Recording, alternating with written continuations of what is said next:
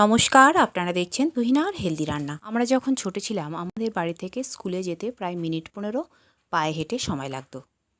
আমরা বাড়ি থেকেই বেশ কয়েকজন বন্ধু মিলে জুটি করে হেঁটে হেঁটেই স্কুলে যেতাম। তখন সবার বাড়িতে এত ছোট সাইকেল ছিল না, আর বাচ্চাদের তো সাইকেল চাপতেই দেওয়া হতো না, সবাইকে হেঁটে হেঁটেই স্কুলে যেতে হতো। আমরা বাবা কাকাদের বড় সাইকেল চেপে চেপেই সাইকেল চাপা শিখেছিলাম।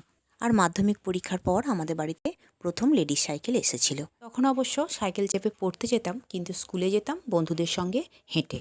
কারণ বন্ধুদের সবার সাইকেল ছিল না, তাই তারা হেঁটে যাবে আর আমি সাইকেলে যাব, তাই একসঙ্গেই যেতাম। এছাড়া হেঁটে হেঁটে গল্প করতে করতে সবাই মিলে একজোট হয়ে স্কুলে যাবার মজাই ছিল আলাদা। এখনকার বাচ্চারা দল বেঁধে হেঁটে হেঁটে স্কুলে যাবার মজাটাই পায় না। এখনকার রাস্তায় এতটাই যানজট যে মা বাবারা তাদের বাচ্চাদেরকে একা একা ছাড়তেই পারে না। তো যাই হোক, সময়ের সঙ্গে সঙ্গে এখন আমাদের সব কিছুই চেঞ্জ হয়ে গেছে।